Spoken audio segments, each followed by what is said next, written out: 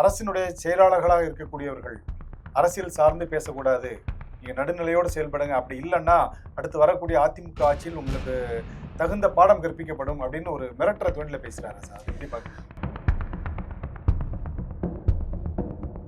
இப்போ உளவுத்துறை இந்த விஷயத்துல சரியா செயல்படலை அப்படின்னு கிட்டத்தட்ட அந்த செயல்பாடுகள் சார் 41 பேர் சார். இது வரைக்கும் எந்த அரசியல் கட்சியிலும் இப்படி இத்தனை பேர் செத்துருக்காங்க சார். உலகத்துல எதுவுமே இல்லை சார். ஏறத்தாழ உலக நாடுகளில் 14 பத்திரிகைகள் இதை எழுதியிருக்கிறது என்றால் இது தமிழ்நாட்டுக்கு தலைகுனிவு இல்லையா? அந்த ஒரு சம்பவம் நடந்து போச்சு, ஒரு 2 நாள் கழிச்சு தான் அதுக்கப்புறம் தன்னிலை விளக்கம் கொடுக்குறாரு. விஜய் யாரிடம் அனுமதி வாங்கினார் சார்? அரசாங்கத்திடம் வாங்கியிருந்தாங்க. அப்ப யார் சார் பொறுப்பு? இல்ல அரசாங்கம் தான் இதுக்கு முழு பொறுப்புன்னு எப்படி சொல்ல முடியும் சார்? வேற யார் சார் பொறுப்பு? இல்ல இது தார்மீக. அப்படின்னா உங்களுக்கு பொறுப்பு கொடுக்க முடியலன்னா நாங்க அனுமதிக்க மாட்டோம் சொல்லுங்க. புதுசா ஒரு கட்சி வருதுன்னா அதை நீங்க தடை போட்டா அது மேலும் வளரும். நீங்க அப்படித்தான் பண்ணிக்கிட்டு இருக்கிறீங்க.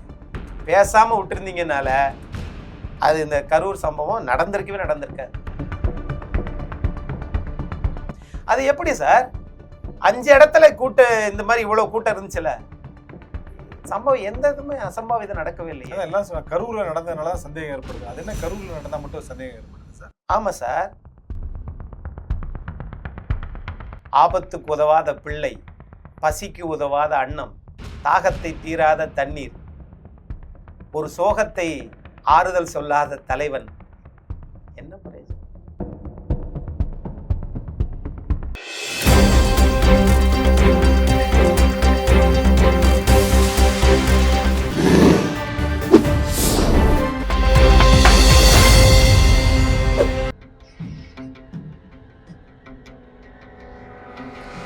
தமிழ் அலை நேயர்களுக்கு வணக்கம். இன்றைய சந்திப்பில் நம்மோடு இணைந்திருப்பவர் வழக்கறிஞரும் அரசியல் விமர்சனருமான திரு அக்னீஸ்வரன் அவர்கள். வணக்கம் சார். வணக்கம் ரமணி சார். சார், கரூர் சம்பவம் நடந்து கிட்டத்தட்ட 7 நாட்கள் நிறைவடைந்துச்சு. இப்போ இந்த சம்பவங்கள் சமூக வலைத்தளங்களும் சரி மற்ற இதுல எல்லாம் பேசப்படுகிறது. இந்த சம்பவத்துல ஒரு 41 பேர் உயிரிழந்துட்டாங்க. இது ஒரு அரசியல் விமர்சகராகவும் நீங்க ஒரு வழக்கறிஞராக இருக்கிறதுனால இந்த கேள்வியை உங்ககிட்ட கேட்டா ரொம்ப பொருத்தமா இருக்கும்னு நினைக்கிறேன். இது போன்ற கூட்டங்கள்ல தெரியாதனமா கலந்துக்கிட்டு இந்த மாதிரி சிலர் உயிர் இழந்துடுறாங்க. இவங்களுடைய குடும்பங்களுக்கு அதுக்கப்புறம் பின்னால ஏற்படக்கூடிய நிகழ்வுகள்லாம் பார்த்தீங்கன்னா ரொம்ப சோகமான சம்பவங்களா இருக்கும்.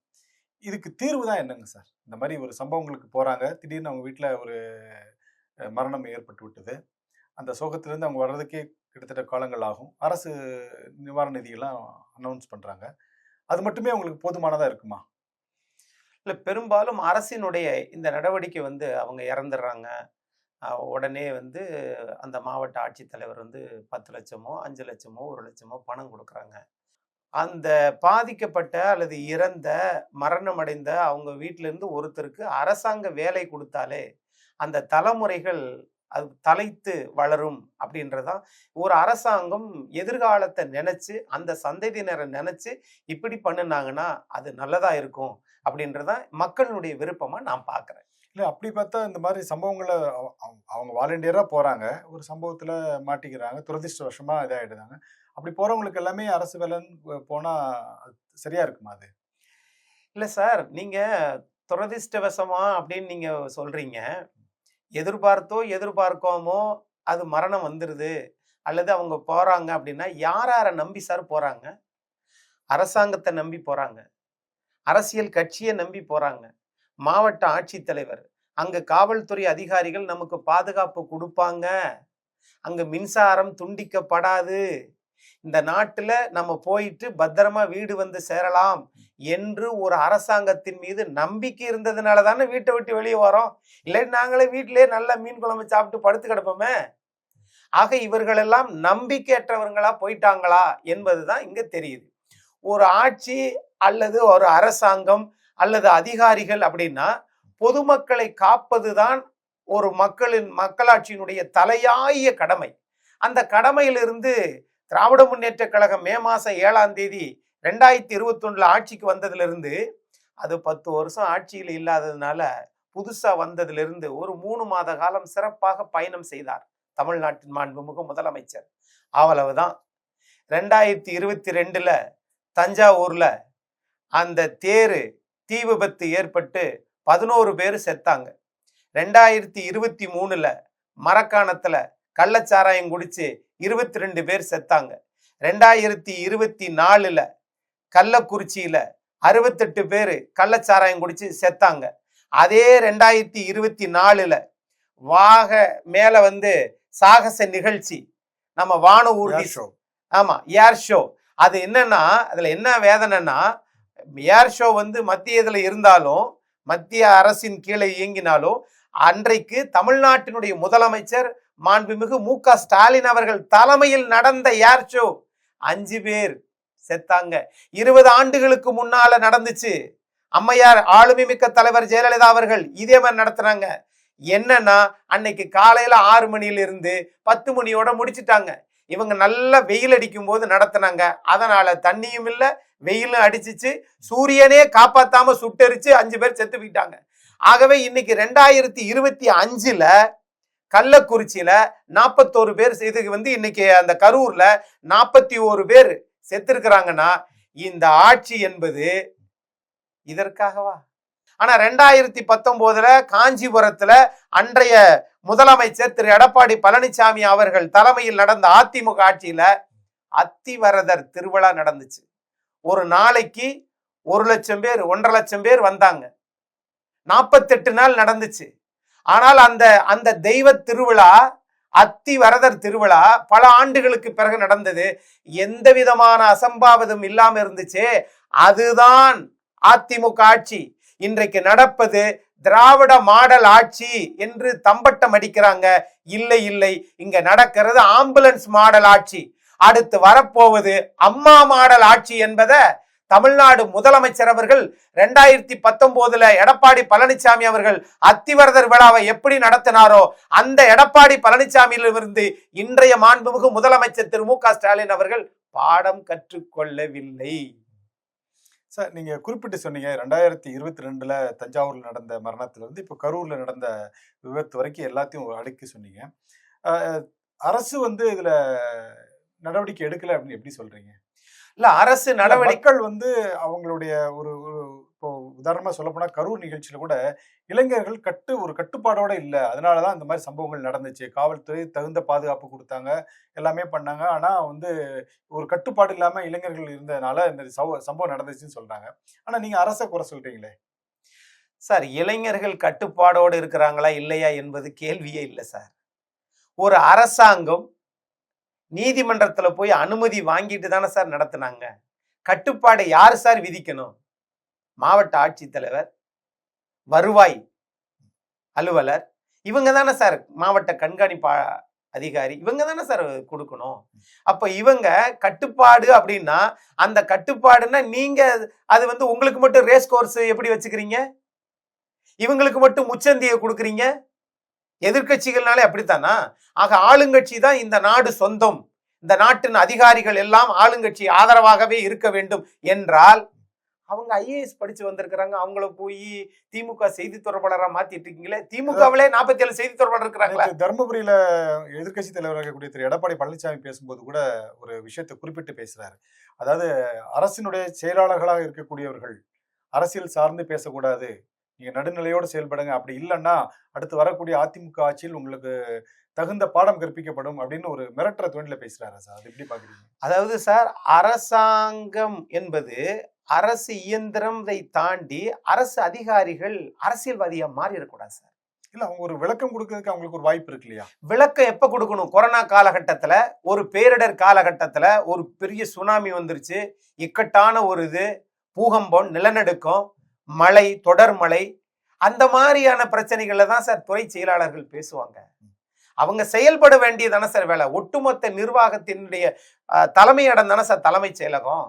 அந்த தலைமையிடத்திற்கு முதன்மை செயலாளராக இருக்கக்கூடியவர்கள் திமுகவிற்கு ஆதரவாளராக மாறினால் அப்போ அவங்களுக்கு என்ன வித்தியாசம்? அரசாங்கத்தை குற்றம் சொல்லும் போது அரசு செயலாளர்கள் பதில் சொல்றதுல ஒரு தவறு இருக்கு மாதிரி இருக்கிறீங்க. அரசு செயலாளர்கள் பதில் சொல்லட்டும் சார். ஆனால் ஒவ்வொரு விஷயத்திற்கும் செய்தி தொடர்பாளர் மாதிரி நீங்க அறிவிச்சிருக்கீங்களே 4 IAS அதிகாரிய. இல்ல, அது வந்து துறை சார்ந்த பதில்கள் அளிக்கிறதுக்காக ஒரு 4 பேர் செய்தி தொடர்பாளர் அறிவிச்சாங்க. இல்ல, நேத்து குறிப்பிட்டு சொல்லணும்னா திருமதி அமுதா ஐஏஎஸ் அவங்க, ஹெல்த் செக்ரட்டரியா இருக்கக்கூடியவங்க, ஹோம் செக்ரட்டரியா இருக்கக்கூடியவங்களாம் விளக்கம் கொடுத்தாங்க. அதுக்கு வந்து தர்மபுரியில பேசும்போது கடுமையா சாடி பேசியிருக்கிறாரு சார். அதை எப்படி நீங்க பாக்குறீங்க? அதுதான் சார், நீங்க அதுல ஒரு சின்ன ஒரு நுணுக்கம் திமுக அரசு பின்பற்றுது. எல்லாருமா பேச விட்டுறாங்க. அமுதா IAS அவர்கள் நேர்மையானவர்கள்.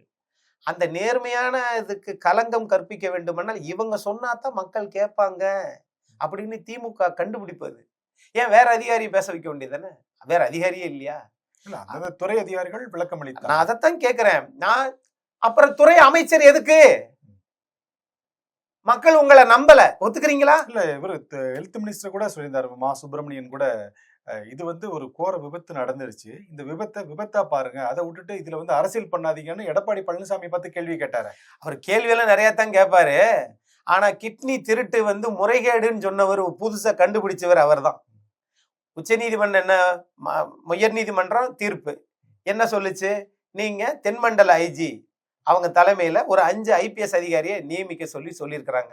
உச்ச நீதிமன்றத்துக்கு ஓடி இருக்கீங்களே தமிழக அரசு, ஏன்? யாரை காப்பாத்த? அதிகாரிகளை காப்பாத்த.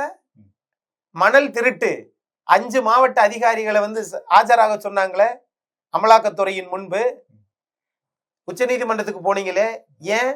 அது வந்து மாநில அரசுடைய அதிகாரத்தை வந்து பறிக்கிறது மாதிரி ஒரு செயல்பாடு அப்படின்னு தான் போயிருக்காங்க. 1000 கோடி ரூபாய் இதுல டாஸ்மார்க்ல ஊழல் முறைகேடு நடந்துருச்சுன்னு சொல்லி அமலாக்கத்துறை நோட்டீஸ் கொடுத்தாங்களே, அதுக்கும் போனீங்களே. சென்னை மாண்புமிகு உயர் நீதிமன்றத்துக்கு போனீங்களே. ஆகவே இவங்க எல்லாரும் தப்பு பண்ணிட்டு நீதிமன்றத்துல போய் இல்ல அதுக்கு தடை வாங்குவதுதான் இந்த திமுக மாடல் ஆட்சி அப்படின்னு பாக்குறேன். இப்போ நேற்று நீதிமன்றத்துல நடைபெற்ற நிகழ்ச்சியில கூட, விவாதத்துல கூட ஒரு விஷயத்த சொல்றாங்க. அது மாதிரி கரூருக்கு வந்து திரு விஜய் போறாரு, அவரை நம்பித்தான் மக்கள் அவரை பார்க்கத்தான் போறாங்க. பட் அவர் ஒரு தலைவரா சிறந்த ஒரு ஒரு சிறப்பான ஒரு தலைவரா செயல்படலை அப்படின்னு ஒரு குற்றச்சாட்டை வைக்கப்படுகிறது. அதை எப்படி பாக்குறீங்க? அது நீதிமன்றத்தினுடைய பார்வை அப்படித்தான் இருக்கும். ஆனால் அதே நேரத்துல நடிகர் விஜய் அவர்கள் மீது அந்த இடத்துல எந்த குறையும் இல்லை அப்படிதான் நான் பார்க்கிறேன். ஏன்னா முறையாக இதே நீதிமன்றத்துல அனுமதி வாங்கித்தானே அந்த கூட்டத்தை கூட்டினாங்க. அப்ப எத்தனை பேர் ஏற்கனவே வந்து மதுரையில, அது மாதிரி திருச்சியில, அரியலூர்ல, நாகப்பட்டினத்துல, திருவாரூர்ல எத்தனை பேர் வந்தாங்க, அதனுடைய தகவல்கள் என்னென்ன, ட்ராக் ரெக்கார்ட், ஆக எத்தனை பேர் அங்க கூட்டம் கூடுனாங்க, இதற்கு பிறகு 5வது 6வது இடத்தில் இந்த கூட்டம் இன்னும் கூடுமா குறையுமா என்பதையெல்லாம் அரசு பரிசீலித்து அதாவது நம்ம சொல்றோம் இல்ல, நம்ம ஊடகத்துல பேசுறோம்னு சொல்லி, உளவுத்துறை அல்லவா இதை பேசியிருக்கணும், எத்தனை பேர் வருவாங்கன்னு சொல்லி. ஆகவே அதுக்கு ஏற்றாற் போல அந்த இடத்தையும் அவர்களுக்கு தேவையான அடிப்படை வசதியும் செஞ்சு தரணும், செஞ்சு தந்திருக்க வேண்டும் அப்படின்னு தான் என்னுடைய பார்வையா இருக்குது. இப்போ உளவுத்துறை வந்து இந்த விஷயத்துல சரியா செயல்படலை அப்படின்னு கருதுறீங்களா? கிட்டத்தட்ட அந்த செயல்பாடுகள் சார் 41 பேர் சார், இது வரைக்கும் எந்த அரசியல் கட்சியிலும் இப்படி இத்தனை பேர் செத்துருக்காங்க சார், உலகத்துல எதுவுமே இல்லை சார். சார் ஜப்பான் டைம்ஸ் எழுதியிருக்கிறது, நியூயார்க் டைம்ஸ், அரப் நியூஸ், வளைகுடா நாடுகளில் இது செய்தி வந்திருக்குது, சைனாவில் இது வந்து மிகப்பெரிய பத்திரிகையில எழுதப்பட்டிருக்கிறது, ஏறத்தாழ உலக நாடுகளில் 14 பத்திரிகைகள் இதை எழுதியிருக்கிறது என்றால் இது தமிழ்நாட்டுக்கு தலைகுனிவு இல்லையா? இது நமக்கு அசிங்கம் இல்லையா சார்? என்ன சார் நம்ம மாறுதட்டிக்கிறோம்? உலகத்திலே மிகப்பெரிய காவல்துறை நாங்கள் தான். சரி, உலகத்திலே ஒரு அரசியல் கட்சியினுடைய கூட்டத்தில் 41 பேர் இறந்திருக்கிறார்களே, இது என்ன? யாரு கேட்கிறது? என்ன சொல்ல வரீங்க சார் இதுல இருந்து? அரசினுடைய தவறான அணுகுமுறை அப்படிதான் நான் பாக்குறேன். அப்ப நடிகர் விஜய் அவர்களுடைய கூட்டத்துல இது திட்டமிட்டு அவர்கள் கூட்டம் நடத்தினார்கள். தாவேகா முறையாக அனுமதி வாங்கி நடத்தினாங்க. ஆனா இங்க அந்த நடிகர் விஜய் பேசி முடிக்கிறாரு, ஒரு அரை மணி நேரத்துல முன்னாள் அமைச்சர், இன்றைக்கும் அமைச்சர், அவர் என்றைக்கும் அமைச்சர், எந்த கட்சிக்கு போனாலும் அமைச்சர், செல்வாக்கான அமைச்சர் திரு செந்தில் பாலாஜி அவர்கள் அரை மணி நேரத்துல மருத்துவமனையில இருக்கிறாரு. அது அவருடைய சொந்த ஊர் தானே சார்? 1 மணி நேரத்துல மாண்புமிகு கல்வித்துறை அமைச்சர் வராரு அன்பில் மகேஷ் பொய்யாமொழி. எப்படி? எனக்கு ஒரு விஷயம் வந்து ரொம்ப, அதாவது எல்லாரும் சொல்லக்கூடிய குற்றச்சாட்டா இருக்கு.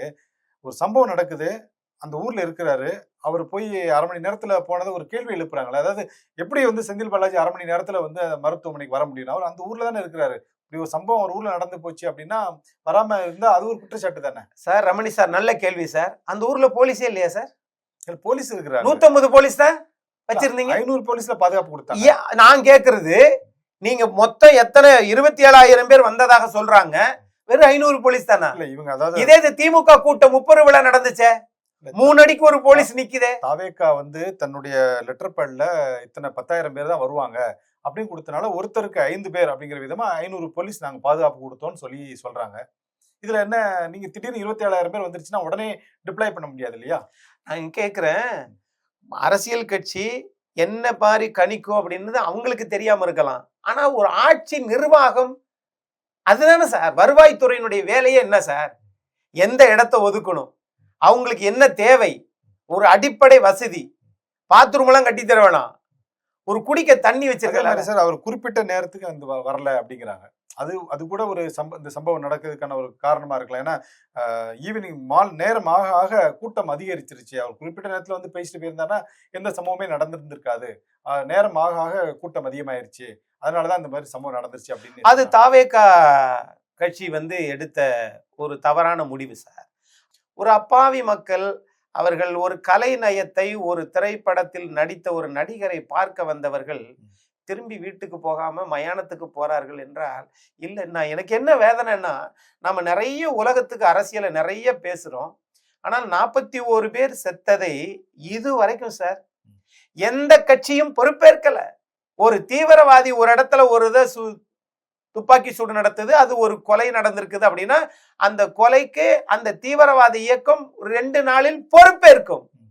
ஆனால் தமிழக அரசு எங்க மீது தப்பு இல்ல, நாங்க முறையா காவல்துறையை வச்சிருக்கோம், முறையா ஆட்சி நடத்துறோன்றாங்க. தாவேகா பொறுப்பேற்கல, எந்த கட்சியும் பொறுப்பேற்கவில்லை என்றால் அப்ப அந்த 41 பேருடைய உயிர் தமிழ்நாட்டில் இப்படித்தானா? இல்ல சார், இது வந்து தார்மீக பொறுப்பேற்க வேண்டியது விஜய் தானே. ஏன்னா அவரை பார்க்கத்தான் அவ்வளவு கூட்டங்கள் வருது.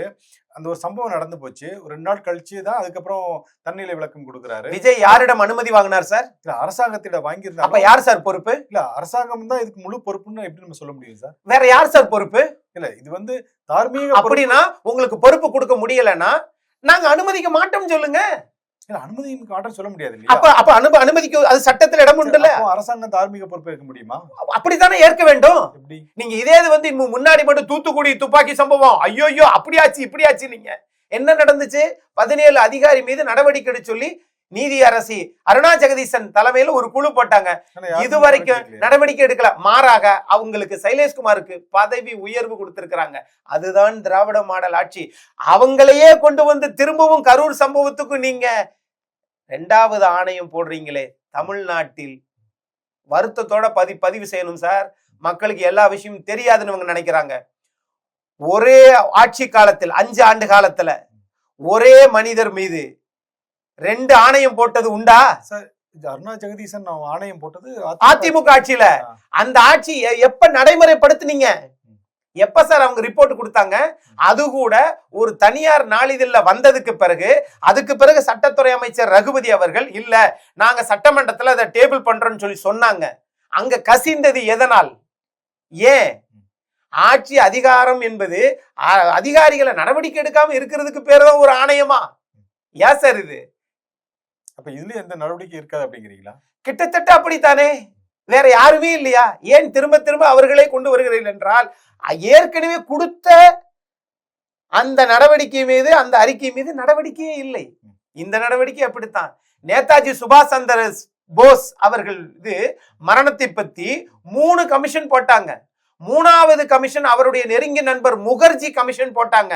இதுவரை அந்த கமிஷன் ரிப்போர்ட் வரவே இல்லை. அதைத்தான் மேற்கு வங்காளத்தினுடைய முதலமைச்சர் மம்தா பானர்ஜி அவர்கள் கேட்கிறார். அரசாங்கம் கொடுக்கலையே. இப்ப இந்த ஆணையங்கள் அமைக்கிறதுனால இந்த பிரயோஜனம் இல்லை அப்படின்னு சொல்ல வரீங்களா? ஆணையங்கள் அமைப்பது, இந்த தமிழ்நாட்டுல கிட்டத்தட்ட 50 குழு போடுறது, இதெல்லாம் வந்து என்னன்னா காலதாமதத்தை ஏற்படுத்துவதற்காக அரசின் ஆயிலை நீட்டித்து கொண்டு நடவடிக்கை எடுத்திருக்கும்பா. ஒரு குழு போட்டிருக்குப்பா, அது எப்பங்க வரும்? ஆட்சி போன பிறகு வரும்பா. எடப்பாடி பழனிசாமி போட்ட குழு எப்பப்ப ரிப்போர்ட் கொடுத்தாங்க? எடப்பாடி ஆட்சி போயிருச்சு, திமுக ஆட்சி வந்தோன்னு கொடுத்தாங்க. அது நடவடிக்கை எடுத்தீங்களாப்பா? எடுக்கலப்பா. அது மாதிரிதான் இதுவும். விவேக் சொன்ன மாதிரிதான், உங்களுக்கு என்ன செஞ்சேன், எதுவும் செய்யல. அது மாதிரிதான்டா அவங்களுக்கும். அப்படித்தான் போகுது இந்த அரசு. ஆட்சி நடத்த முடியாதவர்கள் அடுத்தவர்களை குறை சொல்லுவதே இப்படி ஒருபட்ட வார்த்தைகள் எல்லாம் அவங்க பயன்படுத்திட்டே இருக்கிறாங்க. சரி, அவங்கள சங்கின்றீங்க, உங்களை வேணா சொங்கின்னு வச்சுக்கோங்க. அப்படி வச்சுக்கிறோமா? எந்த ஆட்சியும் நடவடிக்கை எடுக்க மாட்டாங்கப்பா. அது இதுல இந்த கலெக்டர்கிட்ட போய் மனு கொடுத்தாங்கப்பா, 4.5 வருஷம் நடக்கவே இல்லை, 45 நாள் நாங்கள் நடவடிக்கை எடுப்போம் அப்படின்னாங்க. அந்த மனுக்களை பூரா ஆத்துல போட்டாங்கப்பா. சொங்கி அதிகாரிகள்னு வச்சுக்கிறோமா? அது மாதிரி அடிமைன்றீங்க. ஆம், மக்களுக்கு நல்லது செய்வதற்காக இருக்கக்கூடிய சில கட்சிகளில் அதிமுக மக்களுக்கு அடிமை. புது விளக்கமா இருக்கு. ஆமா, மக்களுக்கு அடிமை சார். அதுதான் புரட்சி தலைவர் எம்ஜிஆர், அம்மையார் ஜெயலலிதா, இன்றைக்கு இருக்கக்கூடிய பொதுச் செயலாளர் எடப்பாடி பழனிசாமி அவர்கள் எல்லாம் மக்களோடு மக்களாகத்தான் இன்னைக்கு இவ்வளவு நாள் சூறாவளி சுற்றுப்பிரயாணம் செய்கிறார். ஆனா நீங்க மனுக்களை வாங்கி ஆத்துல போடுறீங்க. அஜித்குமார் மரணத்துக்கு லாடனேந்தலுக்கு இதுவரைக்கும் போகவே இல்லை. கள்ளக்குறிச்சிக்கு 68 பேர் செத்ததுக்கு சென்னை மாண்புமிகு உயர்நீதிமன்றம் சொல்லிச்சு, போய் பாருங்க அந்த காலச்சூழல் என்ன நடக்குதுன்னு பாருங்கன்றாங்க. கண்ணுக்குட்டி கோவிந்தராஜன் சுதந்திரமாக இருக்கிறார், இதுவரைக்கும் முதலமைச்சர் போகவே இல்லை. ஏன் தெரியுமா சார்? கள்ளக்குறிச்சிக்கு விமானம் இல்லை சார். விமானம் இருந்திருந்தா இவங்க துபாயில இருந்து ரத்து பண்ணிட்டு இங்க வர்றாங்களே, வந்த அடுத்த விமானத்தை பிடிச்சு அங்க போறீங்களே, என்ன சார் இது? இது இது இது இது மக்கள் மீது காட்டுகிற அக்கறையா சார்? ஆகவே இவர்கள் ஒரு கட்சி ஆரம்ப காலகட்டத்திலிருந்து திமுக காங்கிரஸ் ஆட்சியை அகற்றுவதற்கு எவ்வளவெல்லாம் இன்னல் பட்டதுன்னு ஆளுமை மிக்க தலைவராக இன்றைக்கும் வாழ்ந்து கொண்டிருக்கக்கூடிய பேரறிஞர் பெருந்தகை அண்ணா ஒரு புத்தகம் எழுதியிருக்கிறார். காமராஜர் ஆட்சி, பக்தவச்சல ஆட்சி, எப்படிலாம் கையை கட்டி சுட்டாங்க, இதெல்லாம் இருக்குது. ஆனால் இன்னைக்கு திமுகவை தவிர வேற எந்த கட்சியும், அதிமுக கட்சி புரட்சி தலைவர் எம்ஜிஆர் கட்சி ஆரம்பிக்கும் போது எவ்வளவு துன்பங்கள், வத்தலக்குண்டு ஆறுமுகம் எப்படி செத்தாரு, சுகுமார் எப்படி செத்தாரு, அதே மாதிரி இவங்க புதுசா தேமுதிக கட்சி ஆரம்பிக்கும் போது திமுக கொடுத்த தொல்லையினாலேயே அவருக்கு ஆயுள் குறைஞ்சிருச்சு சார். புரட்சி தலைவருக்கு பிறகு மற்றவர்கள் பசியார வேண்டும் என்று வாழ்நாள் முழுவதும் வாழ்ந்த ஒரு மனிதர்கள் 2 பேர் தான். இன்னைக்கு இருக்கக்கூடிய தலைவர்கள்ட்ட இருக்கா இல்லையா, அது இருக்குமா என்பது எனக்கு தெரியாது. ஆனால் புரட்சி தலைவர் எம்ஜிஆர் முதல்ல பசியார வைப்பார், அப்புறம்தான் பேசவே செய்வார். அதை பின்பற்றியவர் கேப்டன் மறைந்த விஜயகாந்த் அவர்கள். அவருடைய கல்யாண மண்டபத்தை இடிச்சாங்கல்ல திமுக அரசு. அது ஒரு பொது நலனுக்காக இடிச்சாங்க. அப்படின்னு என்ன பொது நலன்? திமுக ஒரு 4 வழி சாலை வரணும், ஒரு பாலம் வரணுங்கிறதுக்காக அதை இடிச்சு அவங்க திமுக உச்ச நீதிமன்றத்து வரைக்கும் போக வச்சீங்களே, எவ்வளவு மன உளைச்சலாச்சு. அதனாலதான் இறந்தாருங்கிறீங்களா? அதுவும் ஒரு காரணமா இருக்கலாம். ஆரம்ப காலகட்டத்துல கட்சியை நடத்த விடாம அவருடைய எல்லாத்துக்கும் சேதம் ஏற்பட்டு நடந்துச்சு. அதே மாதிரி தான் இன்னைக்கு நடிகர் விஜய் அவர்கள் புதுசா ஒரு கட்சி வருதுன்னா அதை நீங்க தடை போட்டா அது மேலும் வளரும். நீங்க அப்படித்தான் பண்ணிக்கிட்டு இருக்கிறீங்க. பேசாம விட்டுருந்தீங்கனால அது இந்த கரூர் சம்பவம் நடந்திருக்காது. இந்த 41 பேர் மரணத்திற்கு யார் பொறுப்பு? விஜய் பொறுப்பா? ஆளுகிற திராவிட முன்னேற்ற கழக அரசாங்கமும் அரசும் பொறுப்பா? யார் பொறுப்பு? இல்ல இதை பின்னாடி இருந்து இயக்கியவர்கள் பொறுப்பா? தெரியல. பகவானுக்கு தான் பின்னாடி இருந்து இயக்கியவர்கள் சொல்ல வரீங்களா? யார சொல்ல வரீங்க? அது எப்படி சார்? 5 இடத்துல இந்த மாதிரி இவ்வளவு கூட்டம் இருந்துச்சுல, சம்பவம் எந்த இதுவுமே அசம்பாவிதம் நடக்கவே இல்லையா? எல்லாம் கரூர்ல நடந்ததுனால சந்தேகம் ஏற்படுது. அது என்ன கரூர்ல நடந்தா மட்டும் சந்தேகம் ஏற்படுது சார்? ஆமா சார், கரூர் ஒரு பெரிய ஒரு கொடுந்துயரம் நடந்திருக்குது சார். உலக பத்திரிகை எழுதுற அளவுக்கு வந்திருக்குதுன்னா இதை ஏன் இந்த திட்டமிடல் இல்லை என்பதுதான் அரசாங்கத்தை பார்த்து கேட்கிறதா அல்லது தாவேக்காவை பார்த்து கேட்கிறதான்னு மக்கள் குழம்பி போய் நிற்கிறாங்க. அதான் சார், விஜய் இந்த சம்பவத்துக்கு அப்புறமேட்டு அந்த ஒரு பேட்டி கொடுத்ததோட சைலண்ட் ஆயிட்டார். அதாவது ஒரு அவங்களுடைய கட்சி சார்பில் போய் மரணித்தவர்கள் குடும்பத்திற்கு ஒரு ஆறுதல் சொல்லவோ, இல்ல அந்த சம்பவம் தொடர்பா ஒரு ஒரு இரங்கல் தெரிவிக்கவோ, ஒரு ஃபோன்ல கூட விஜய் வந்து ஒரு செய்தி அவங்களுக்கு ஒரு ஆறுதலான வார்த்தைகள் சொல்லல அப்படின்னு ஒரு குற்றச்சாட்டு இருக்கு. அவர் தன்னை வந்து ஒரு முதலமைச்சர் வேட்பாளரா வந்து பிரகடனப்படுத்தி பிரச்சாரத்தை மேற்கொண்டுட்டு இருக்காரு. ஒரு நல்ல தலைவனுக்குரிய அடையாளமே வந்து மக்களோட மக்களா நிக்கிறதாம். இப்படி ஒரு பிரச்சனை ஏற்பட்டுச்சு, ஒரு துயரம் ஏற்பட்டுச்சுன்னா உடனே அவர் போய் ஒரு வீட்டுக்குள்ள உட்கார்ந்துக்கிட்டாரு அப்படிங்கிற ஒரு குற்றச்சாட்டு வந்து இப்போ பெரும் பெரும் வாரியா பரவ ஆரம்பிச்சிருச்சு. அதை எப்படி பாக்குறீங்க நீங்க? அது மக்கள் பார்வை சரிதான் சார். ஆபத்துக்கு உதவாத பிள்ளை, பசிக்கு உதவாத அன்னம், தாகத்தை தீராத தண்ணீர், ஒரு சோகத்தை ஆறுதல் சொல்லாத தலைவன், என்ன பிரயோஜனம்? யாரை நம்பி எங்க வந்தாங்க? அரசியல் கட்சி தலைவர்களை நம்பித்தானே சார் வந்தாங்க. இதுவரைக்கும் நீங்க களமாடலைன்னா ஒருவேளை உங்களுக்குள் ஒரு அச்சம், ஒரு சந்தேகம். இல்ல, தலைவனுக்கு அச்சம் வரக்கூடாது.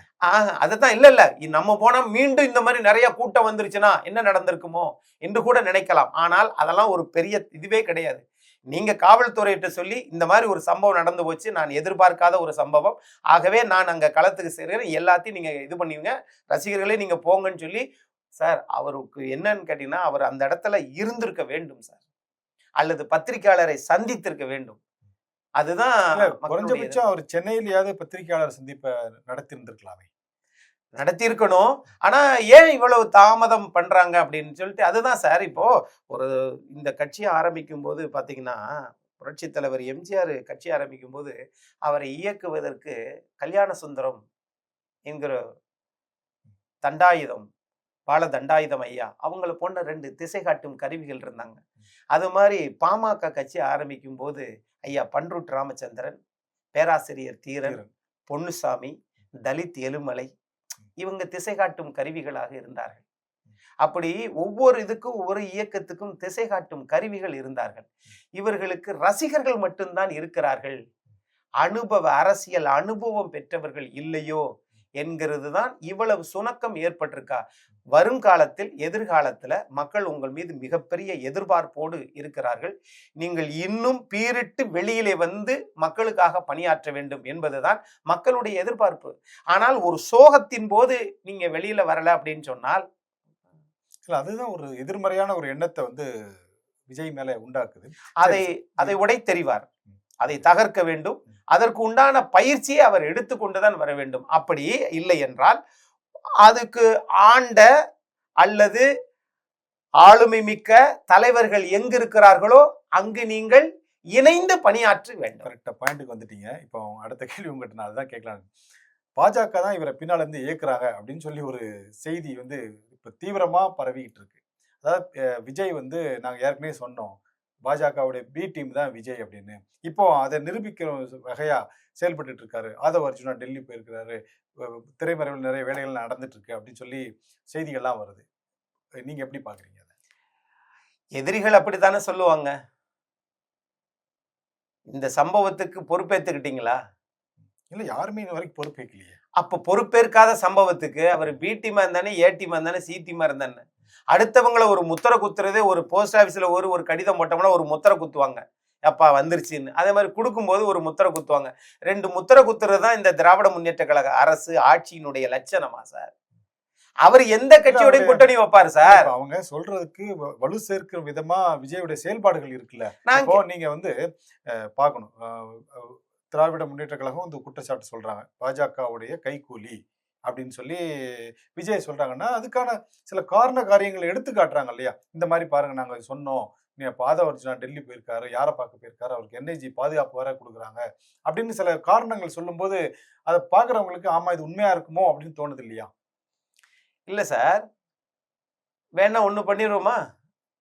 உங்களுக்கு அந்த பயம் இருக்குல்ல, பாஜக பக்கம் போயிருவாங்களே பயம் இருக்குல்ல, அப்புறம் தாவேக கூட நீங்க கூட்டணி வச்சுக்கோங்க. இல்ல, அவர் தான் சொல்லிட்டாரு, என்னுடைய அரசியல் எதிரி திராவிட முன்னேற்ற கழகம், டிஎம்கேக்கும் டிவிகேக்கும் தான் வந்து போட்டி அப்படின்னு சொல்லிட்டாரு. அவர் டிக்ளேர் பண்ணிட்டு தானே களத்துக்கு வராரு. கரெக்ட்.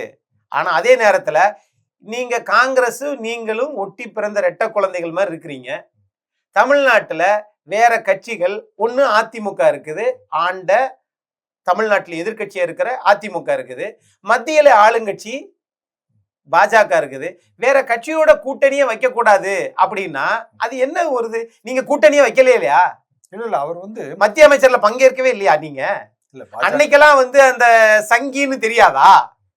அது என்ன சார், நீங்க வந்து அங்க போய்கிட்டீங்கன்னா புனிதர், வெளியில வந்துட்டா சங்கி, என்னது இது? இல்ல அந்த ஆர்எஸ்எஸ் உடைய நூற்றாண்டு விருதை கூட முதல்வர் பேசும்போது குறிப்பிட்டு சொன்னார், இந்த மாதிரி ஒரு தீய சக்தி கிட்ட இருந்தா அரசையும் மக்களையும் காப்பாத்துறது எங்களுடைய வேலை அப்படின்னாரு. அதை எப்படி பாக்குறீங்க நீங்க? சார் நீங்க நல்ல கேள்வி கேட்டீங்க சார் ரமணி சார். ஆர்எஸ்எஸ் இருந்து மக்களை காப்பாற்றணும். தமிழ்நாட்டில் ஆர்எஸ்எஸ் பேரணிய 59 இடத்துல அனுமதி கொடுத்தது திராவிட மாடல் ஆட்சி. முன்னாள் முதலமைச்சர் எடப்பாடி பழனிசாமி கொடுக்கல, அம்மையார் ஜெயலலிதா கொடுக்கல, புரட்சி தலைவர் எம்ஜிஆர் கொடுக்கல, கலைஞர் கருணாநிதி கொடுக்கல, காமராஜர் கொடுக்கல. ஆனா சங்கி என்று சொல்லிக்கொண்டே இருக்கக்கூடிய நாடகம் ஆடக்கூடிய திராவிட முன்னேற்ற கழக ஆட்சி தான் ஆர்எஸ்எஸ்க்கு 59 இடத்துல அனுமதி கொடுத்தது யார்? திமுக சார். நீங்க பேசலாமா? நீதிமன்றத்துல போய் வழக்கு தொடர்ந்து தானே வாங்கினாங்க. கரெக்ட். இதுக்கு முன்னாடி நீதிமன்றத்துக்கு போனாங்க. ஆனா அங்கெல்லாம் என்ன சொன்னாங்கன்னா, அரசு தரப்பு வாதங்களை கடுமையா வச்சு காவல்துறை போலீஸ் ஸ்டாண்டிங் ஆர்டர் என்று சொல்லக்கூடிய காவல்துறையினுடைய அந்த நிபந்தனைகள் இதற்கு ஒத்து வராது, எங்களால் கொடுக்க முடியாதுன்னு சொல்லி அரசு தரப்பு வாதிட்டுச்சு. அதனால அங்கெல்லாம் நடக்கல. எடப்பாடி ஆட்சியில நடக்கலையே. நீங்க தான் அடிமை இல்லாத அரசாங்க மன்னர் ஆட்சியே. ஏன் நீங்க கொடுத்தீங்க? ஆர்எஸ்எஸ்க்கு ஏன் மாநாடு கொடுத்தீங்க? உச்ச நீதிமன்றத்துக்கு ஏன் போல? கிட்னி திருட்டு வழக்குல பிரேமானந்த் சின்ஹா மீது 5 ஐபிஎஸ் அதிகாரி மீது உச்ச நீதிமன்றத்துக்கு போறீங்கல்ல, போக தெரிஞ்சல ஆர்எஸ்எஸ்க்கு போயிருக்கலாமே, ஏன் போல? அப்பீல் ஏன் போல? அப்ப சங்கின்னு சொல்லக்கூடாதுங்கிறீங்க. நீங்க சொல்லக்கூடாது. அப்படி சங்கின்னு சொன்னீங்கன்னா நான் அவர்களுக்கு வக்காலத்து வாங்கவில்லை. பாஜகவுக்கோ திமுகவுக்கோ நான் வக்காலத்து வாங்க வேண்டிய அவசியம் எனக்கு கிடையாது. ஆனா அந்த சங்கியின் மொத்த உருவமாக இருக்கக்கூடிய ஆர்எஸ்எஸ்க்கு அனுமதி கொடுத்தது யார்? தமிழ்நாடு மாண்புமிகு முதலமைச்சர் மு க ஸ்டாலின் அவர்கள் முதலமைச்சர். உள்துறை செயலகம் தான் கொடுத்துச்சு. நீதிமன்ற உத்தரவின் பேர்ல தானே கொடுத்தாங்க. அதுதான் சார், நீதிமன்றத்துல ஏன் நீங்க வந்து அது முறையாக காவல்துறையினுடைய ஆவணங்களை சொல்லி வழக்காடல? ஏன் அப்பீலுக்கு போல? ஒரு நாட்டுல வந்து போராட்டம் பண்றதுக்கோ ஆர்ப்பாட்டம் பண்றதுக்கோ தன்னோட கருத்தை சொல்றதுக்கோ எல்லாத்துக்கும் உரிமை இருக்கு. அந்த அளவுல கொடுத்துருக்காங்க, நம்ம எடுத்துக்கலாம் இல்லையா? கரெக்ட். அதே நேரத்துல உடைச்சு பேசுவோம். யாருக்காகவும் நம்முடைய இதை வளைஞ்சு கொடுத்து பேசக்கூடாது. நீங்க தானே சொன்னீங்க ஆர்எஸ்எஸ் காரங்களுக்கு அடையாள அட்டை இல்லைன்னு சொல்லி. அடையாள அட்டை இல்லாத ஆர்எஸ்எஸ் பேரணிக்கு அனுமதி கொடுத்த திமுக அரசாங்கம் ஆர்எஸ்எஸ்க்கு ஆதரவா இல்லையா? திமுக வந்து ஆர்எஸ்எஸ்க்கு ஆதரவா இருக்குங்கிறீங்க. உண்மை அதுதானே சார். வெளியில வந்து என்ன சொல்றாங்க, உங்களுக்கு ஐடி கார்டே இல்ல, அடையாள அட்டையே இல்ல அப்படின்றாங்க வெளியில பேசும்போது. ஆனா அதே ஆர்எஸ்எஸ் பேரணிக்கு அனுமதி கொடுக்கறாங்க. முரண்பாடா தெரியல? நாங்க பாஜகவை எதுக்குறோம்ன்றாங்க. சிந்தூர் ஆபரேஷனுக்கு சகோதரி கனிமொழி நாடாளுமன்ற உறுப்பினர் அம்மையார் நிர்மலா சீதாராமன் அவர்களை மாஸ்கோவுக்கு போகும்போது, ரஷ்யாவுக்கு போறதுக்கு முன்னாடி 1 மணி நேரம் சந்திச்சுட்டு போறாங்க. அப்ப அங்க மறைமுக சங்கியா திமுக? அது என்னப்பா, வெளியில வந்தா சங்கி, அங்க உள்ளுக்கு போனா 4 பேருக்கு தெரிஞ்சு கதவடைச்சு பேசி 1 மணி நேரம் பேசிட்டு போனா இல்லைங்க நாங்கள் கொள்கை எதிரி, அரசாங்கத்திலும் கொள்கை எதிரி, பாஜகவும் கொள்கை எதிரி. என்ன வேண்டாம் சொல்லுங்க. இல்ல அரசு, அதாவது நிதியமைச்சர் போய் சந்திச்சாலோ இல்ல டிஆர் பாலு அவர்கள் போய் சந்திச்சாலோ ராஜா சந்திச்சாலோ இவங்க வந்து சொல்லக்கூடிய காரணம் வந்து தமிழ்நாட்டுக்கு தேவையான நிதிகளை பெறுவதற்காக நாங்க சந்திக்கிறோம் அப்படிங்கிறாங்க. ஆனா நீங்க வந்து கதவை பூட்டிட்டு ரகசியம் பேசுறாங்கன்னு சொல்றீங்களே. சமக்கிர சிக்ஷா அபியான் திட்டத்துக்கு பணம் இது வரைக்கும் வாங்கலையே. ஏன்? அதான் அந்த முன்மொழி கொள்கை வந்து நீங்க தமிழ்நாட்டில் இம்ப்ளிமெண்ட் பண்ணாதான் நாங்க வந்து தருவோங்கிறாங்க. அதனால இவங்க நாங்க இருமொழி கொள்கையில தான் நாங்க உறுதியா இருக்கிறோம்னு சொல்லி சொல்றதுனால வாங்க முடியல. நீங்க இருமொழி கொள்கையில தெளிவான ஆட்கள் தான். நீங்க சென்னை கடற்கரை இந்த பக்கம் மெரினா பீச் பக்கம் போனீங்கன்னா இது நமது சென்னைன்னு ஆங்கிலத்தில் எழுதிருக்கீங்களே. ஆங்கிலம் வந்து பொதுமொழி தானே சார், நம்ம இருமொழி தானே வச்சிருக்கோம். தமிழ்நாட்டில் ஆட்சி மொழி பேசணும், நீதிமன்றத்துல உயர் நீதிமன்றத்துல ஆட்சி மொழி தமிழா இருக்கணும்னு அங்க பேசுறீங்க. இது நம்ம சென்னை, இது நமது சென்னை. போட்டோ ஷூட் எடுக்கிறது வந்து அதிமுக ஆட்சி காலத்துல வைக்கப்பட்டது. இருக்கட்டும் சார், அதை உங்க ஆட்சிக்கு மாத்திருக்கலாமே. சரி சார், இப்போ விஜய் மேட்ருக்கு நான் மறுபடியும் வரேன். திருமாவளவன் வந்து கடுமையா விஜய் வந்து விமர்சிக்கிறார். அதாவது ஒரு பக்கத்துல விஜய் மேல வழக்கு தொடரணும் அப்படிங்கிற ரேஞ்சில் பேசுறாரு. ஆளுங்கட்சியே அவர் மேல ஒரு வழக்கு தொடராத நேரத்துல திருமாவளவன், விடுதலை சிறுத்தைகளுடைய தலைவர் திருமாவளவன் வந்து விஜய் மேல வழக்கு தொடரணும், இதுக்கெல்லாம் அவர் தான் காரணம் அப்படின்னு ஒரு குற்றச்சாட்டை வைக்கிறார். அதை நீங்க எப்படி பாக்குறீங்க?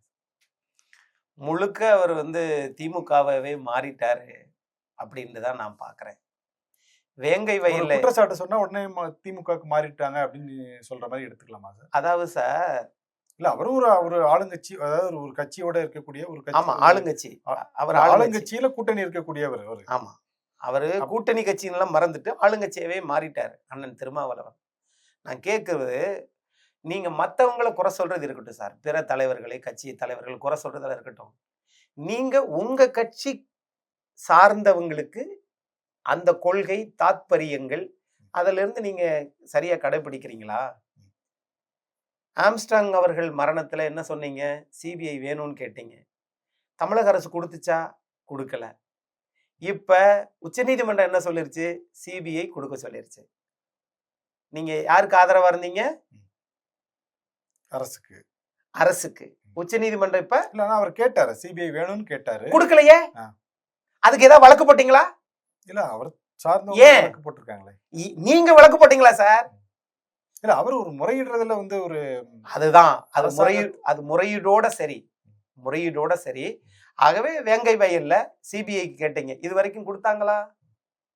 கொடுக்கல. இந்த கரூர் துயர சம்பவத்திலையும் சிபிஐக்கு கொடுக்க கூடாதுன்னு தான் இவங்க விவாதிக்கிறார்களே ஒழிய அதற்கு காரணம் என்னன்னு யாருமே பொறுப்பேற்கல. 2, இப்ப திமுகவினுடைய எண்ணங்களை அப்படியே பிரதிபலிக்கிறார் அப்படின்னு தான் நான் பாக்குறேன். நீங்க சொல்றத பார்த்தா அவர் திமுகவுடைய ஊதுகுழல் மாதிரி எல்லாம் சொல்றீங்க. கிட்டத்தட்ட அப்படித்தானே சார் இருக்குது. அப்படித்தானே இருக்குது. கருத்து இல்லையா அது? நான் கேக்குறேன். இல்ல அவரும் சமூக அக்கறையோட தான் 41 பேர் இறந்திருக்காங்க, அந்த துயரத்தை தாங்க முடியாம இந்த மாதிரி கேக்குறாரு. இந்த சம்பவத்திற்கு விஜய் பொறுப்பேற்கணும், அவர் மேல வழக்கு தொடரணும்னு சொல்லி கேட்கிறாரு. இதுல இந்த விதமான தவறு இருக்கு மாதிரி தெரியலையே. அவர் மீது வழக்கு தொடுக்கணும் அப்படின்னா அவர் ஏற்கனவே விழா நடத்துவதற்கு வழக்கு தொடுத்து தான் வந்திருக்கிறாரு. இது வரைக்கும் அவர் மீது வழக்கு தொடுக்கணும்னா சார் ஒரு முக்கியமான கருத்து சொல்லவா சார்? 41 பேர் செத்தாங்களா சார்? அந்த புகார்ல 41 குடும்பத்திலிருந்து ஒரு ஆள் கூட வரல சார். காவல்துறை அதிகாரியே புகாரை தயாரித்திருக்கிறார். ஆமா, அவர் தானே பிரமா பேசி எடுத்து. ஒருத்தர் இல்லையா? 41 பேர்ல ஒருத்தர் கூடவா வரல? இல்ல அவங்க குடுக்கணுங்கிற அவசியம் இல்ல. இல்லை எடுத்துக்கலாம்ல சார். சார் அதுதான் சார், நீதிமன்றம் எடுக்கலாம் சார். காவல்துறை என்ன சார் சுமோட்டாவா எடுக்கிறது? அப்ப யாருமே சாகவே இல்லையா? இல்ல 41 பேர் இறந்திருக்காங்க. இப்ப அவங்க போய் கம்ப்ளைண்ட் கொடுக்கணும். அந்த கூட்டத்துல யாருமே 21,7,000 பேர்ல ஒருத்தர் கூட வர மாட்டாரு. ஆகவே நீங்கள் ஒரு தவறை மறைப்பதற்காக பல தவறுகள் நடந்து கொண்டே இருக்கிறது. இன்னொரு விஷயம், எல்லாம் போக போக தெரிய வரும். இந்த விசாரணை ஆணையம் பல உண்மைகளை வெளியில் கொண்டு வரும். ஆனால் உண்மைகளை கொண்டு வந்தாலும் அந்த அறிக்கையை திமுக வெளியிடுமான்னு கேட்டா மிகப்பெரிய கேள்விக்குறி. நன்றி, வணக்கம் சார். வணக்கம்.